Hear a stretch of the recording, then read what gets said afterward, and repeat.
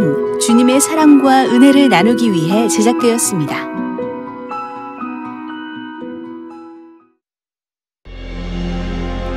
믿음의 조상 아브라함, 약속의 사람 이삭,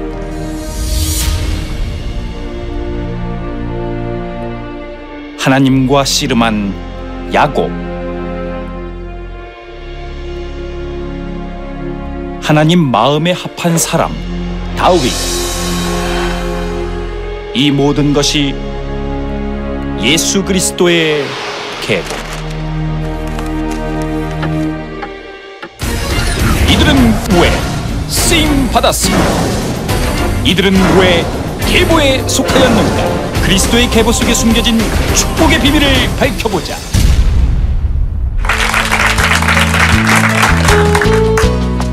예수님의 대로를 시청하시는 여러분 안녕하십니까? 예수님이 오시는 대로의 진행을 맡은 윤석전 목사입니다.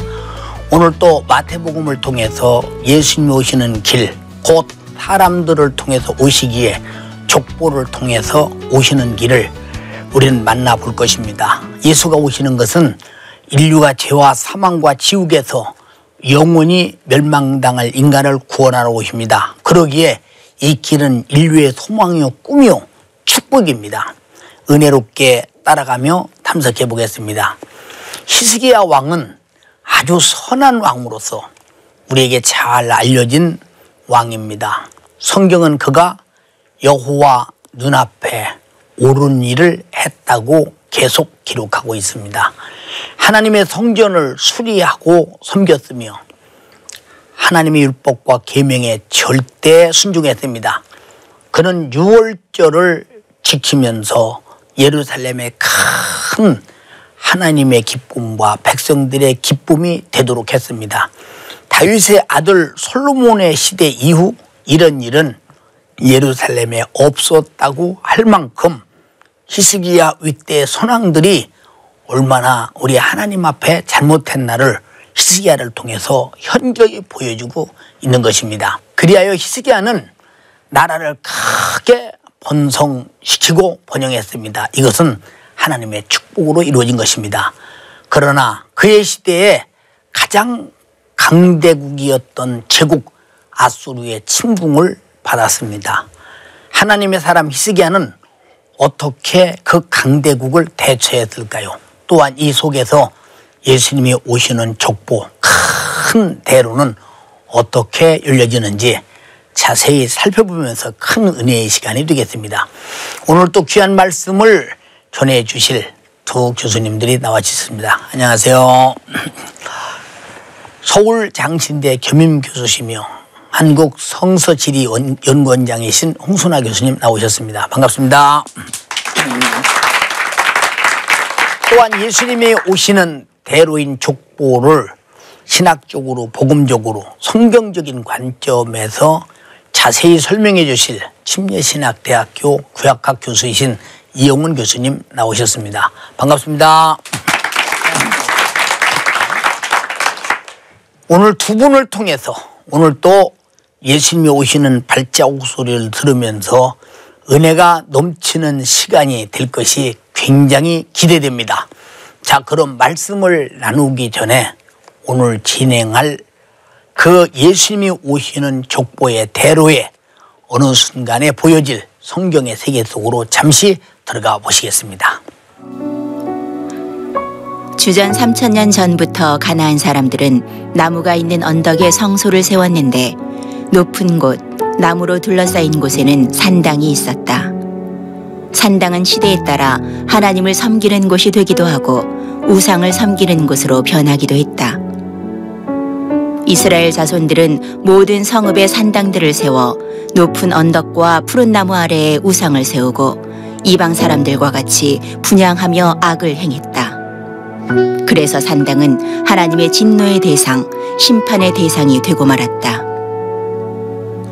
이런 산당을 없애버리고 하나님만을 섬긴 히스기야 왕은 강대국 아수르의 공격에 대비하기 위해 기온샘 입구를 막아 터널을 만들었다.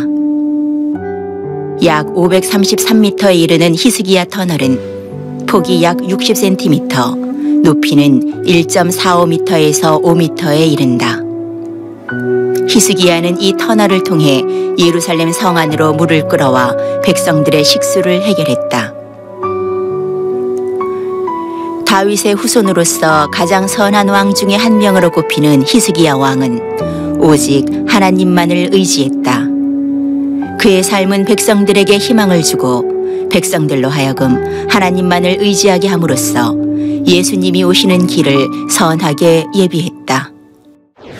성도 여러분은 지금 방금 히스기야 왕과 관련된 지역을 보셨습니다.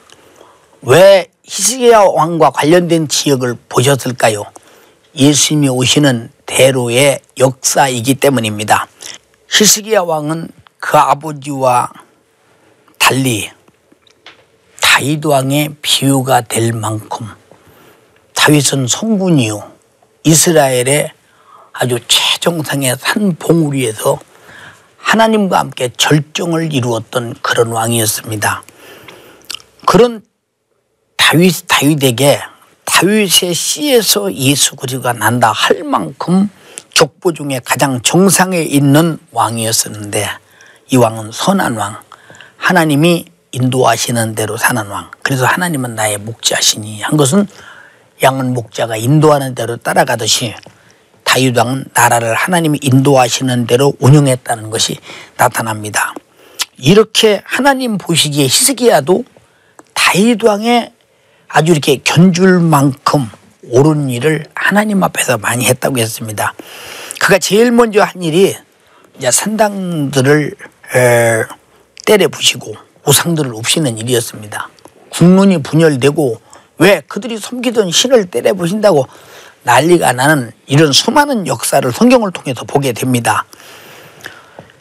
히스기야는 이렇게 때려 부시지 않고는 하나님의 선한 정치, 하나님의 도움으로 이 나라가 번성할 수 없다는 것을 이미 선천들을 통해서 깨달았겠죠. 아버지 아하스 왕을 통해서 얼마나 뼈저리게 느꼈겠습니까? 그래서 어찌 이렇게 악한 왕 속에서 선한 왕도 생길 수 있나 생각도 해보면서 예수님의 대로는 변칙도 많다. 그러나 예수님은 지금 대로에 들어섰다 느끼면서 그저 마음의 안도도 가져야 됩니다. 성경에 이렇게 우상에 관련돼서 산당이라는 이런 말이 자주 나오는데요. 산당 하면 대충 이해는 하지만 그 뭐 산당이 보는 곳이면 뭔가를 모를 것입니다. 홍 교수님은 여러 차례 가보셨으니까 보신 대로 아는 대로 설명해 주시면 성경을 이해하기가 좋으리라고 생각됩니다.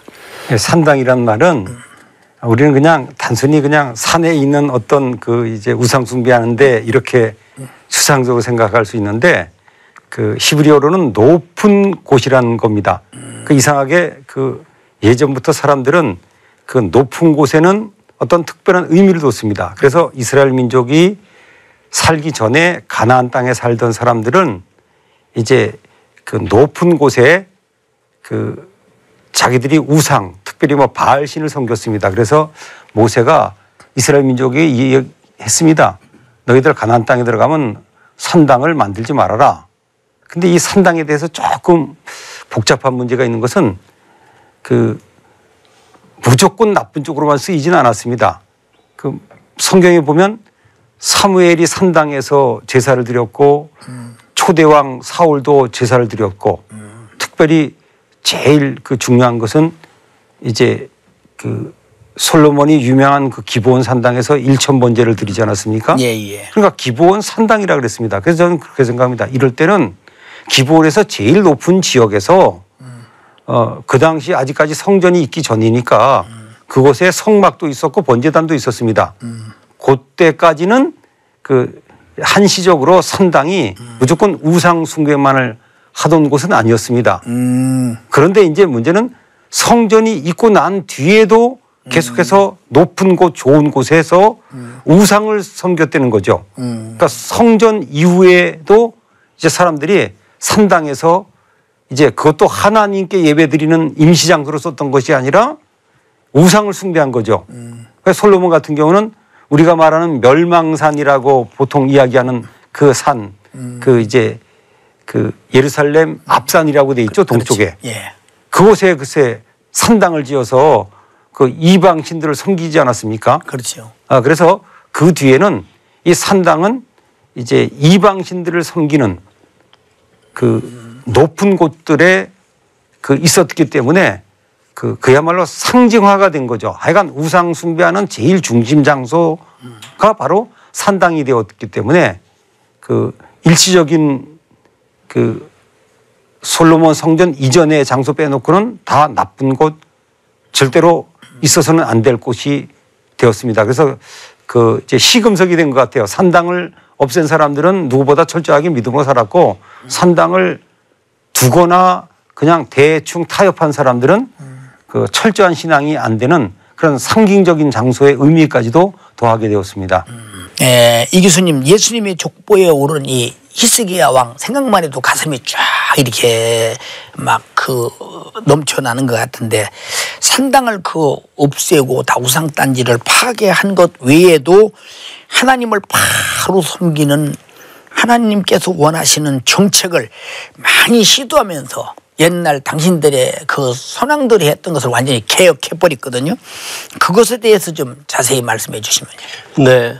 열왕기하 18장하고 역대하 29장부터 31장까지 정말 여러 가지를 많이 소개하고 있습니다. 예. 산당을 없앤 것뿐만 아니라 곳곳에 기둥을 세워서 만든 주상도 파괴하고 또 바알 신상 파괴할 뿐만 아니라 바알의 아내로 이해되었던 아세라 나무로 만든 목상도 부숴버리고 특히 그 시대 사람들이 그 모세 시대에 만들어졌던 놋뱀 그것을 신격화시켜서 성전 안에 놋뱀을 세워놓고 거기에 절하고 이런 것을 보면서 그것까지도 부숴버립니다. 하나님께 치유의 능력이 있지 저 동으로 만든 저기에 치유의 능력이 있는 게 아니다. 아멘. 그래서 놋뱀을 부숴버리고 히브리어 말로 느후스단이라는 표현을 썼는데 쉽게 말하면 이 놋조각이다 그러고 흩어버렸습니다. 그래서 하나님의 백성들이 우상으로 향하는 마음을 하나님께로 돌리도록 만드는 일에 힘썼던 분입니다.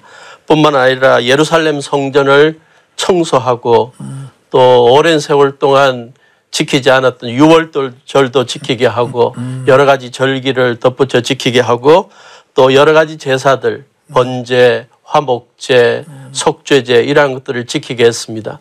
그래서 히스기야 왕 때는 여러 가지 절기와 제사, 예배가 살아나니까 아까 목사님이 언급하셨지만 예루살렘에 큰 기쁨이 있었다.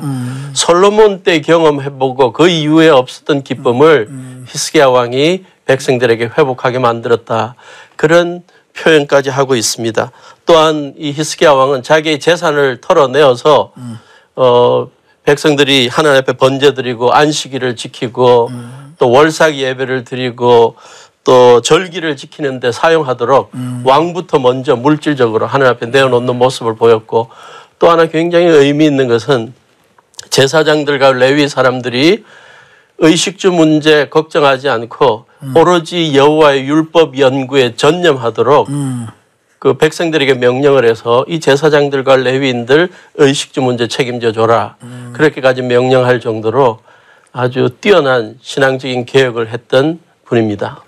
히스기야 왕은 그 선대 아하스 왕으로부터 많은 것을 역으로 이제 배웠으리라고 생각이 됩니다. 악한 왕 속에서 망해가면서 아수르에 조공을 바쳐가면서 비겁하게 사는 모습이라든지 자기 자신 하나 안위하려고는 어떤 체제 유지 이런 걸 바라보면서 아마 상당히 많은 것을 느끼면서 자기가 왕이 되면 어떻게 했다는 각오가 돼 있기 때문에 그런 엄청난 하나님의 기쁘신 뜻을 진행했는데 그동안에 많은 선왕들도 산당도 때려부시고 그런 게 참 제단도 때려부시고 했지만 막 그들이 끝까지 버티고는 산당이나 모든 것들은 모조리 때려부시지 못했는데 히스기야는 그냥 아주 도끼로 닭 잡다 때려부셔버리고 그렇게 하나님이 기뻐하시는 성전을 수리하고 율법을 또 연구해서 가르치고 듣게 하고 배우게 하고 해서 하나님이 움직이고 하나님의 제일주의의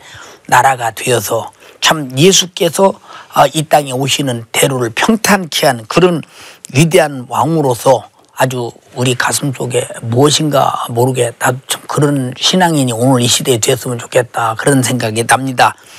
예수님의 족보의 인물 중에서 우리가 히스기야를 말하고 있습니다. 하나님을 섬기는 일을 참 바로 했다.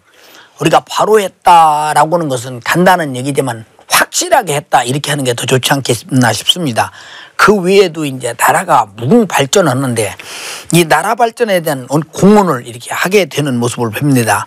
이 교수님께서 이 업적에 대해서 좀 설명해 주시면 왕의 축복이 이해되리라고 생각됩니다. 네, 먼저 정치 외교적인 업적을 생각한다면 가장 중요한 건 아수르로부터의 독립을 추구했던 그러한 모습을 생각할 수 있을 것입니다. 나라가 가장 중요한 게 온 백성들이 외세에 억압 없이 자유롭게 살아가는 건데 너무나 오랜 세월 동안 독립하지 못하고 아수르의 종속국으로 살아가는 것에 대해서 한이 맺혔던 히스기야는 아마 이것을 가장 중요한 정치적인 외교적인 우선순위에 두었던 것 같습니다. 그래서 군사적으로도 나라를 든든하게 세웠는데 아수르가 분명히 침공할 걸 대비해서 예루살렘 성벽도 쌓고 여러 성읍에 또 요새도 든든하게 하고 또 무기도 장만해 놓고 또 군인들을 예루살렘에 배치하고 또 용병까지 데려오면서까지 군사적으로 강하게 만드는 그런 모습을 보입니다. 그리고 혹시나 전쟁이 심각해지면 예루살렘의 이 수도가 포위되면 위험할 것이다라고 생각해서 실로암 터널을 만들어서 예루살렘 밖에 기온샘에서부터 물을 식수를 예루살렘 안으로 실로암 연못으로 들어가게 만드는 그러한 굉장히 중요한 그러한 일까지도 행했던 그 훌륭한 분입니다. 그런 것과 아울러 가장 중요한 것은 나라가 정치적으로나 외교적으로 든든하게 설 수 있는 가장 기초는 오직 여호와 하나님을 의뢰하는 신앙을 갖는 것이다 라는 면을 강조했고 그것을 통해서 백성들을 든든하게 세웠던 훌륭한 업적을 생각해 볼 수 있습니다. 사실 아버지 왕 아하스 왕이 그 정도 나라를 아주 폐허를 만들다시피 한 그런 그 왕의 나라를 이어받아서 시작부터 하나님이 싫어하는 그런 산당과 제단을 때려부시고 하나님이 기뻐하시는 성전을 수리하고 온 백성이 말씀을 따라 살고 절기를 지키고 다윗 시대와 같이 그런 새로운 일이 시작되는 모습을 바라보면서 하나님이 주신 마음이요 하나님이 행하게 하셨으니 하나님이 얼마나 축복을 주셨으면 단호하게 그랬을까 생각할 때 히스기야는 단숨에 이런 축복 속에서 일어나는 사건을 아마 경험하면서 많이 느꼈으리라고 생각합니다. 특별히 아까 말씀드린 아수르에서 독립을 선언했다. 이것은 사실 어쩌면 그 시대 아수르라는 대강대국 앞에서 죽음을 각오한 일인데 이 사내드립이 이거 가만히 있었을까 이 생각할 때 이제 이때 차후에 나오겠습니다마는 이 사내드립이 아수르의 왕으로서 아마 감히 우리를 배신해 아마 그러면서 노했을 것입니다. 그러나 사내들보다 100배 강한 하나님이 히스기야의 하나님이요 또 예수가 오시는 족보 그 길에 계신 하나님이시기 때문에 아마 능히 아마 다음 시간이 아마 기대가 되면서 우리에게 어떤 주님이 오시는 대로 속에서 역사의 축복이 눈앞에 선하게 보여지기도 합니다. 오늘 지금 함께 우리 교수님들의 이렇게 질문을 받으면서 우리 방청객들이 하고 싶은 말이 있을 것입니다. 질문을 받겠습니다. 이 교수님께 여쭤보겠습니다. 아하스 왕과 그의 아들 히스기야 왕의 삶의 모습은 어떤 차이가 있었으며 이것은 예수님과 어떤 연관이 있는지 궁금합니다. 네, 먼저 아하스 왕과 히스기야 왕의 정치 외교적인 면을 비교해 본다면 아하스 왕은 아수르에게 조공을 바치면서 자기의 정권을 유지하는 길을 택했고 히스기야 왕은 하나님을 의지하면서 오로지 하나님 안에서 자유롭게 독립하며 살기를 원하는 그러한 정책을 썼던 차이가 있을 것입니다. 신앙적으로 본다면 아하스 왕은 아수르의 눈치를 보면서 그들이 섬기고 있는 온갖 신들과 우상들을 다 받아들여서 섬겼고 히스기야 왕은 그러한 것들을 다 물리쳐내려는 오직 여호와만을 섬기고 여호와만을 예배하려는 그러한 신앙적인 정책을 썼던 왕으로 비교할 수 있을 것입니다. 그러한 삶의 결과가 어떠한 차이가 있는지는 분명한 것 같은데요. 아하스 왕은 정권을 오래 유지하지 못하고 계속 아수르의 침략, 또 여러 나라의 침략을 받으면서 어려운 그러한 정권을 유지했고, 히스기야 왕은 하나님의 도움 가운데 평안한 그러한 모습을 경험할 수 있습니다. 예수님의 모습과 어떤 연관이 있는가 볼 때 아하스 왕의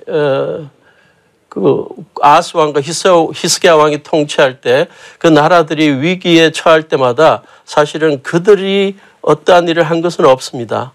그들이 하나님 앞에, 히스기야 왕 같은 경우 하나님 앞에 기도할 때, 또 아하스 왕이 하나님을 모르고 있을 때 이사야를 통해서 전해진 걸 보면 계속 강조되는 건 유다의 나라의 주권자는, 주관자는 하나님이시다. 그걸 계속 강조했고요. 그런 면을 볼 때 수백 년 이후에 그 사실을 다시 한번 선포해 준 것이 우리 메시아 되신 예수님이 아닌가. 이 세상의 주권자는 하나님의 아들 예수님이다. 그것을 좀 미리 보여주는 그러한 가르침이 그 아하스와 히스기야 왕의 가르침 가운데, 삶 가운데 있지 않았나, 그렇게 생각해 봅니다. 사실 오늘 이런 그 예수님이 오시는 대로를 통해서 우리가 느낀 것은, 아하스 왕은 아수르를 자기 배경으로 삼고 어떻든 존속해서 남아서 살아보겠다고는 참 안타깝기도 합니다. 그러나 히스기야 왕은 과감하게 그 아수르의 엄청난 강대국의 침공을 예상하면서도 나의 배경은 하나님이시다.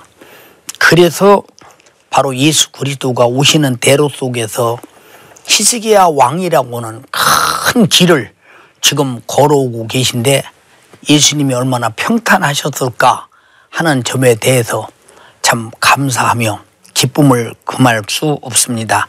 이 교수님, 아수르와 유다에 관해서 지금 아까도 말씀 주셨는데, 히스기야가 왕이 되었을 때 아수르에 대한 정책이 분명히 달라졌을 것입니다. 왜냐하면 계속 조공을 바치면서 속공로로 하다가 딱 끊으면서 이제 적대 관계가 되는 상황이 되지 않습니까? 그때 어떤 정책을 폈는지요? 한마디로 말하면 반아수르 정책입니다. 다른 말로 표현하면 독립정책이라고 할 수 있을 것 같습니다. 네. 히스기야는 어릴 때부터 아버지 아하스 왕이 통치하는 동안 아수르에 조공바치면서 비굴하게 살아가는 모습을 보면서 아마 속으로 울분을 느꼈을 것입니다. 네. 결국 그 막대한 조공을 바치는데 필요한 모든 그 재원들은 가난한 백성들로부터 받아내었을 것이고, 결과적으로 온 나라가 경제적으로 어려움에 처하는 걸 보면서 아마 히스기야 왕은 자기가 통치할 때는 절대 그런 일 하지 않겠다는 결단을 했을 것 같습니다. 이러한 외교적 경제적 위기를 타파하는 건 독립이다라는 생각을 굳게 했고, 기회가 생겼습니다. 아수르의 내분이 일어나서 사르곤 2세가 죽고 산헤립이 왕위에 오르게 될 때 좀 어수선한 때에 바벨론이 신흥 강대국으로 아수르를 침공하게 되고, 여러 연합군들 두로, 시돈, 에스겔론, 모압, 암몬, 이집트 연합해서 아수르에 대항하게 됩니다. 그때 그 대항군을 같이 모으는 일에 가장 주도적인 역할을 했던 것이 히스기야 왕입니다. 그만큼 그는 이 하나님을 의지하는 가운데 적어도 자기 나라에 반대하는 세력에 대해서 맞싸우려는 그런 용기를 갖는 아주 훌륭한 모습을 보여주고 있습니다. 오늘 시청자 여러분, 성도 여러분, 중요한 말씀을 들으셨습니다. 그토록 아수르가 강대국이었지만 하나님만 의지하던 히스기야, 그는 바로 아수르를 파괴하는 일에 이렇게 앞장서서 군대를 모으고 이 대역사를 이루는 모습을 바라볼 때 여러분들이 힘드십니까? 어려우십니까? 오늘 또 헤아날 수 없는 고통이 있으십니까? 바로 끌려가지 마시고, 그 속에 가면 갈수록 함정이지 거기는 내 속에 행복은 없습니다. 빨리 돌아서서 히스기야와 같이 아하스 시대를 버리고 히스기야 시대를 열어 하나님을 만나시기를 바랍니다. 그럼 여러분에게도 바로 하나님은 여러분을 축복하실 것입니다. 이 좋은 기회를 놓쳐서는 안 됩니다. 이런 메시지가 나와 여러분에게 주시는 메시지라고 이렇게 생각되어집니다. 예, 이렇게 아수르가 이렇게 침공하자 아수르라는 나라는 히스기야의 관계 속에서 이제 적대국이 된 이상 이제 침공해 올 수 있는 그 개양성이 많지 않습니까? 근데 히스기야는 먼저 하나님께 기도합니다. 우리 같으면 군사를 모으고 저쪽 그 군사를 살피고 여러 작전이 필요할 텐데 하나님께 기도합니다. 아마 하나님이 싸워주기를 바랐겠지요. 그리고 동시에 백성들의 식수 문제를 해결하기 위해서 이제 그 터널을 뚫는데 그 터널을 히스기야 터널이라고 이렇게 하는데 저도 가서 첨벙첨벙 거기 그 히스기야 터널을 2번 지나가면서 한 번은 무릎 위에 찰 때쯤 한 번 갔고 한 번은 허리쯤 찰 때 한 번 갔었는데 물이 차기도 하지만 그렇게 물이 좋을 수 없다. 그래서 그런 물을 그 산꼭대기부터 깊이 파서 경사가 예루살렘 안으로 직계해서 파기까지 이 히스기야의 지혜라고 하는 것은 사람이 준 지혜는 아니다. 이렇게 느낄 만큼 터널을 팠습니다. 근데 우리 홍 교수님 히스기야 터널이 어떤 곳인지 그것도 좀 이렇게 설명해 주시면 성경의 히스기야 터널을 막 눈에 보듯이 아마 성도들이 알게 될 것입니다. 예, 그 사실 예루살렘이 수도로 정한 그 지리적인 이유가 있다면 첫째는 교통의 요지라는 것도 있고 둘째는 이제 요새의 역할을 할 수 있는 곳이라는 것도 있지만 더 결정적인 이유는 바로 물이 있기 때문입니다. 그것도 샘물입니다. 그 이스라엘은 우리가 아는 대로 그 건기와 우기로 나눠지는데 그 건기 때는 약 6개월 부근이 비가 원칙적으로 한 방울도 안 옵니다. 그래서 이제 우기 때 저수소를 만들어 놓고 버티는데 그것만 갖고는 부족합니다. 그래서 예루살렘에는 그 엔로겔이라고 하는 샘도 있지만 너무 아래쪽에 있고 양이 작습니다. 그런데 이 기원샘은 그 정말 그 해발 700m 가까운 그 지역에 그렇게 많은 지하수가 나오는 샘이 있다고 하는 것은 참 신기할 정도입니다. 그런데 이 문제는 이것이 그 기드론 시내 아래쪽에 있기 때문에 성 바깥에 있었습니다. 그래서 예전 사람들은 어떤 방법을 썼냐면 그 샘 옆에 그 성벽을 높게 쌓아가지고 지켰습니다만은 아시는 대로 성벽은 한계가 있습니다. 그 더구나 아수르 군대가 그 당시는 놀랄 정도로 그 성을 공격하는 기술과 무기가 발달되었거든요. 그래서 이제 장기적으로 물을 성 안으로 끌어야 되는데 어떡하는가 그러다가 그 히스기야가 그것을 생각한 거죠. 성 바깥에 있는 이 물을 예루살렘 성벽 안으로 끌어들이기 위해서는 지하 터널을 팔 수밖에 없다 그래가지고 터널을 판 겁니다. 그래서 이제 직선거리는 한 330m 되는데 그 지하로 파다 보니까 한 530m 됩니다. 뭐 목사님 2번이나 가보셨지만 저는 그 더 여러 번 간 이유가 인솔하느라고요. 그러니까 이건 그냥 제일 앞장서는데 그 폭은 뭐 보시면 알지만 한 60cm 정도 됩니다. 그런데 문제는 높이입니다. 제일 낮은 곳은 한 1.45m 되고 아주 높은 곳은 5m 정도 됩니다. 전 그걸 어떻게 하냐면 제가 키가 1.45m보다는 더 크거든요. 그렇지. 그래서 그 여러 번 부딪혔습니다. 그리고 또 뒤에 사람들한테 경고를 합니다. 머리 조심. 이렇게 중간중간 아시는 대로 머리 조심 그래야 됩니다. 그래서 이 물을 그 성 안으로 끌어들였고 또 참 재미있는 것은 그 히스기야 터널이 끝나는 지점이 특별히 그 비잔틴 시대 때 그 바로 그 실로암입니다. 네. 물론 또 그 뒤에는 이제 예수님 시대 로마 시대 실로암 연못자리도 찾았지만 참 그 신기하지 않습니까? 그 예수님께서 기적을 일으키신 그 샘, 그 못이 기온샘이 그 히스기야 터널을 통해서 나와 생긴 그 못, 그것이 바로 예수님께서 기적을 일으키신 실로암 연못이 되었습니다.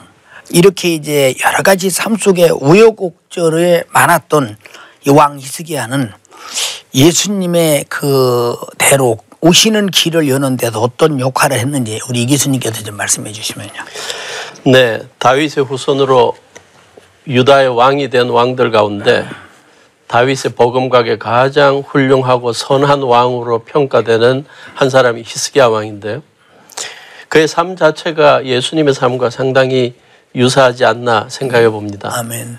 아수르의 정치적인 압박으로부터 백성들을 해방시키는 것이 그 백성들에게 참 자유로운 삶을 허락하는 것이고 그것이 나라에 소망을 주는 것이다 라고 생각했던 히스기야.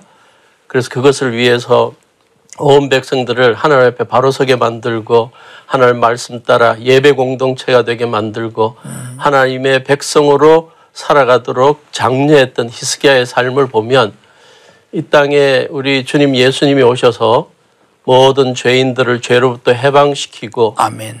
온 죄인들이 하나님의 백성 되어서 자유롭게 하나님이 주시는 풍성한 삶을 경험하게 만들고 또 이제는 하나님의 백성들로 예수님의 제자들로 살아가도록 인생을 바꿔주신 그 예수님의 삶하고 굉장히 유사하다 하는 생각을 해보게 됩니다. 또 하나 히스기야가 통치하는 동안 하나님께서 이사야를 통해 주신 그 예언을 보면 단순히 히스기야가 아수르로 말미암아 외교적으로 정치적으로 어려움을 당하는 그것을 좀 극복하게 만드는 그 면만 있는 게 아니었던 것 같습니다. 여기에는 메시아적인 예언이 포함되어 있습니다. 가장 대표적으로 이사야서 9장 6절 7절인데요. 많은 성도님들이 기억하실 것입니다. 한 아기가 우리에게 낳고 한 아들을 우리에게 주신 바 되었는데 그 어깨에는 정사를 메었고 그 이름은 기묘자라 모사라 전능하신 하나님이라 영존하시는 아버지라 평강의 왕이라 할 것임이라. 그 정사와 평강의 더함이 무궁하며 또 다윗의 위에 앉아서 그 나라를 굳게 세우고 자금 이후 영원토록 공평과 정의로 그것을 보존하실 것이라. 만군의 여호와의 열심히 이것을 꼭 이룬다. 그 당시 사람들은 이것이 이사야가 한 예언이 그 당시에 가장 선한 왕 히스기야를 말하는 것으로만 생각했는데 여기에 보면 여러 표현들 기묘자라는 표현이나 전능하신 하나님, 영존하시는 아버지, 평강의 왕 이러한 것들이 구약의 다른 쪽에서 사용된 걸 보면 다 신적인 분입니다. 다 하나님과 연관되어 있습니다. 그래서 그들은 인간적인 왕이 이 나라를 해방시킨다고 착각할지 몰랐지만 이 예언에는 결국 언젠가 이 인간의 역사 속에 하나님께서 보내시는 메시아 되시는 예수님이 이 일을 분명히 이루실 것이라는 것을 이미 예언해 놓고 예수님의 대로를 준비해 놓았다고 볼 수 있습니다. 히스기야의 그 아버지 아스 왕에게는 처녀가 잉태 아들을 낳으리는데 사실 처녀가 잉태해서 아들을 낳는다는 고통이라고 하는 것은 요셉이와 정원한 사이에 뭐 참 여러 가지 참 어려운 상황이 있지만은 그러나 그 믿음으로 이제 처녀가 아이를 낳는 상황이 인류 구원의 역사가 이루어지는데 그만큼 지금 아하스에게는 큰 고통이 지금 있는데 그 감내를 못 하고 있습니다. 지금 예수님이 천양이 돼 아들을 낳는 그 마리아처럼 그런 상황이 있고 히스기야는 지금 벌써 그만큼 예수 그리스도가 이 땅에 오셔서 정사자요, 기묘자요, 평강의 왕이요 이런 엄청난 역사를 이룰 속에 예수 그리스도가 이 땅에서 오시는 상황 속에서 그림자로 보여지는 것은 우리가 족보론족에서 우리 저 구약 성경을 바라볼 때 얼마나 예수님이 오시는 길이 이렇게 보이는가. 그래서 예수님이 요한복음 5장에도 성경은 나를 위해서 기록되어 있다. 아버지도 내 말을 나를 위해서 말씀하고 계시다. 그리고 또 14장에는 바로 예수 그리스도가 성령께서도 성령이 나를 말한다. 또 성령이 가르치고 인도하고 깨닫게 한다. 이런 여러 가지 상황을 다 보면은 오직 예수 그리스도에 관한 것이 성경 속에 꽉 차 있기 때문에 이 족보 속에는 예수님이 오시는 길이 지금 뚫려가고 있으면서 훤히 보여지면서 우리에게 오늘날 예수 모신 내 안에 모신 사람으로서 어떻게 살아야 될 것이며 예수는 어떤 길로 왔으니 나는 어떻게 그 주님을 모시고 어떻게 주님 재림에까지 갈 것이냐에 대한 내 인생을 마칠 것이냐에 대한 굉장한 우리에게 메시지가 전달된다고 생각되어서 너무 큰 은혜가 되며 우리 다짐이 새로워지기도 합니다. 지금 들으면서 우리 방청객들이 또 질문 하나 드리고 싶습니다. 방청객의 질문을 받겠습니다. 원 교수님께 여쭤보겠습니다. 히스기야 왕이 아수르와의 전쟁 때에 그 세운 성 중에 외성이라는 말이 나옵니다. 그 외성이 무엇인지 궁금합니다.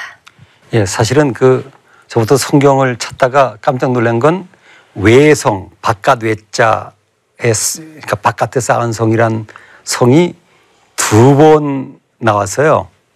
그래서 히스기야가 쌓은 외성이 하나 있고 또 므낫세 왕이 기온셈 주위를 보호하기 위해서 외성을 쌓았다는 또 하나의 기록이 있습니다. 특별히 우리가 관심을 갖는 건 히스기야가 쌓은 외성이죠. 그 히스기야가 전쟁을 준비해서 많은 일들을 했지만 또 뭐니 해도 성벽을 보강해야죠. 근데 그는 성경에 보면 심지어 예루살렘에 있는 집들까지 헐어가면서 취약한 곳에 성벽을 더 쌓습니다. 근데 이제 사실 신기한 것은 예루살렘이 굉장히 오랫동안 그 시대마다 달라지면서 굉장히 고고학적으로는 복잡한 도시입니다. 그러니까 일종의 텔이라 그러면 정말 겹의 수도 많고 엉클어진 곳인데 그곳에서 그 고고학자들이 그 성벽 하나를 찾아냈습니다. 두께가 한 7m 되고 길이가 한 65m 되는 곳입니다. 목사님도 가보시지만 그 예루살렘의 유대인 지역에 가면 그 이렇게 건물들 사이에 있지 않습니까? 바로 그겁니다. 그래서 그 많은 학자들이 이게 히스기야가 쌓은 그 외성이을 것이다.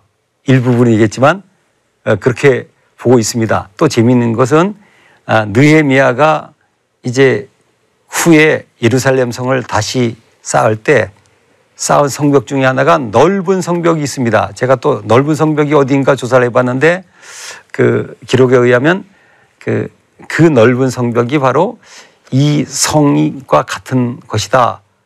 어쨌건 예루살렘에 가면 굉장히 반갑습니다. 히스기야가 쌓은 성벽의 일부가 남아 있어서 그것을 찾는 사람들에게 히스기야의 그 수고를 눈으로 볼 수 있게 해주고 있습니다.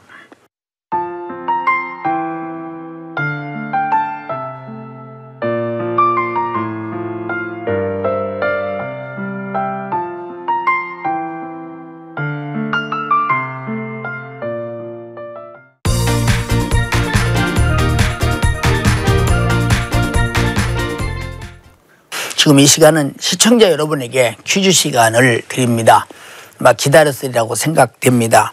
아수르 공격 당시 아수르 군대가 오래오래 치료하면서 예루살렘을 에워싸지 못하도록 식수를 단절하고 또 예루살렘 안에는 식수가 있어야만이 백성을 안전하게 이끌어가고 또 아수르와 전쟁할 대비가 되기 때문에 터널을 뚫습니다.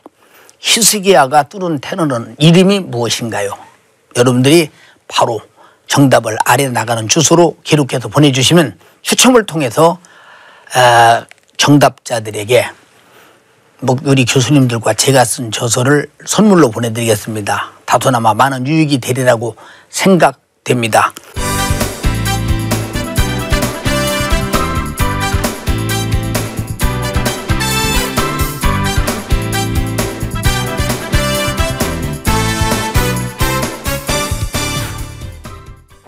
오늘 나와주신 두 교수님, 오늘 히스기야를 통해서 뭔가 전 시간에는 너무 그 아하스 왕 때문에 답답했는데 뭔가 큰 대로가 열리는 것 같아서 그냥 뻥하니 뚫리는 것 같습니다. 주님이 오시는 길이 얼마나 평탄하셨을까, 대접을 받으셨을까 생각하니까 참 기쁨이 넘칩니다. 두 교수님 오늘 설명 그리고 성경을 통해서 이해 너무 감사합니다. 수고하셨습니다. 히스기야 왕은 아버지를 바라볼 때 그렇게 급선회하면서 변하여서 하나님을 절대적으로 섬기되 다윗 왕처럼 율법을 근거로 하나님을 성실히 섬길 수 있다 하는 것은 예상치 못한 사건이었으나 그런 사건이 초유의 사건이 벌어집니다. 그러므로 하나님이 가장 미워했던 그 산당과 제단을 때려부시고 성전에도 다 수리하며 그리고 구리뱀을 때려 없애버리고 하나님을 섬기는 일에 전력을 다하며 계명을 지키고 그리고 율법을 연구하고 가르치게 해서 온 백성을 하나님을 향한 신앙화하게 됩니다. 그것은 예수님이 오시는 길이 히스기야에게 만났을 때 히스기야가 예수님이 오시는 길을 평탄케 합니다. 그래서 바로 우리가 성경을 보면 요한이도 예수가 오시는 길을 평탄케 하기 위해서 왔다. 그래서 과거는 예수가 오시는 길을 어떻게 평탄케 할 것이냐. 아하스는 굉장히 힘들게 했지만 그러나 히스기야는 평탄케 했습니다. 성도 여러분, 주님이 계신 곳에는 광야에도 보리떡 5개와 물고기 2마리로 5,000명을 먹입니다. 바다에도 풍랑과 바람이 고요하고 잔잔하며 생명을 유지합니다. 죽은 나사로도 나으려나 됐으면 일어나라니 살아납니다. 우리는 주님이 없으면 무엇이든지 실망하고 망하고 낭패를 당하고 결국은 내 인생이 파멸을 가져오나 주님이 계시면 히스기야처럼 아수르 같은 대적도 물리치고 이기고 하나님께서 역사하시는 큰 힘을 만나게 될 것입니다. 여러분 어디 계십니까? 여러분은 지금 빨리 나오셔서 아하스 왕 그 절망적인 곳에서 히스기야 왕 밝은 곳으로 나오시면 주님과 여러분은 함께 축복의 길을 갈 것입니다. 오늘 이 프로그램을 시청하신 여러분 감사합니다. 또 만나 뵙겠습니다.